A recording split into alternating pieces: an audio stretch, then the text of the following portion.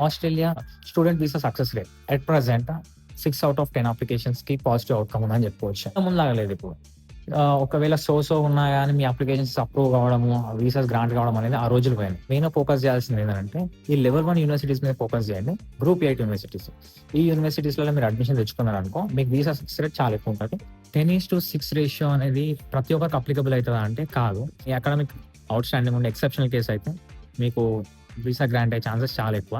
కాకపోతే మళ్ళీ totally depends on the case officer. So, అతను మీ అప్లికేషన్ ఎట్లా కన్సిడర్ చేస్తాడు అనే దాన్ని బట్టి కూడా ఉంటది. మనం దాని మీద జడ్జ్ చేయలేము. కాకపోతే మనం చేయాల్సింది ఏంటంటే, మనం 100% మనం ఇచ్చినామనుకో ఇక్కడి నుంచి మెయిన్‌గా ఎస్ఓపి స్టేట్మెంట్ ఆఫ్ పర్పస్‌లా మీ జెన్యూనిటీ కనిపియాలి. అదొక్కటి ఉందనుకో మీకు మాక్సిమం గ్రాంట్ అయ్యే ఛాన్సెస్ ఉంటాయి. ఎందుకనంటే రీసెంట్‌గా స్టూడెంట్ చేసిన మిస్టేక్ ఏందనంటే, వీళ్ళు మొత్తం ప్రాసెస్ అంతా చేస్తారు. ఈ డాక్యుమెంట్స్ అప్‌లోడ్ చేసేటప్పుడు ఎస్ఓపిని కొంచెం లైట్ తీసుకుంటారు. ఒకవేళ మీ అకాడమిక్ బ్యాక్‌గ్రౌండ్ యావరేజ్‌గా ఉందనుకో, మీరు దాన్ని ఎట్లా హైలైట్ చేయాలి? మెయిన్‌గా మీరు ఎక్కడైతే ఇంటర్న్‌షిప్ చేసినారో ఈ సర్టిఫికేట్స్ ఇంక్లూడ్ చేయాలి. కొంతమంది ఏం చేస్తారంటే సైమల్టేనియస్‌గా వాళ్ళ బ్యాచిలర్స్‌తో పాటు కొన్ని సర్టిఫికేషన్స్ చేస్తారు.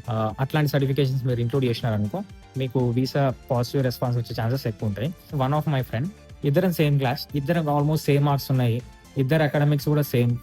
సో, వీని కేస్‌లో వచ్చిన ప్రాబ్లమ్ ఏందనంటే ఎస్ఓపిలో ఎఫెక్ట్ పడ్డది.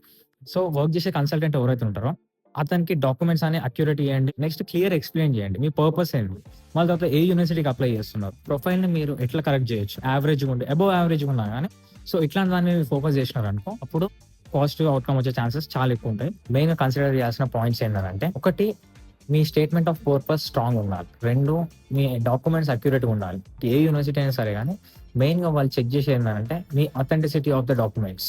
స్టూడెంట్ వీసాకి ఒకసారి వీసా రిఫ్యూజ్ అయితే మళ్ళీ గ్రాంట్ అయ్యే ఛాన్సెస్ చాలా తక్కువ. On the top of that ఏంటంటే మీరు ఈ స్టూడెంట్ వీసా లాంచ్ చేయడానికి మీరు అప్రాక్సిమేట్‌గా 1,00,000 ఐఎన్ఆర్ స్పెండ్ చేస్తారు. So, it's a huge amount.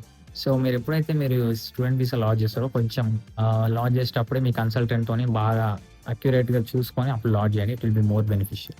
Consultants కూడా ఆల్రెడీ చాలా ఫైల్స్‌తోని ఫ్లడ్ అయ్యి ఉంటారు. వాళ్ళ ఎమ్మట పడి మీరు మొత్తం వర్క్ చేపించుకుంటారు. అప్పుడే మీకు పాజిటివ్ అవుట్‌కమ్ వచ్చే ఛాన్సెస్ ఉంటాయి.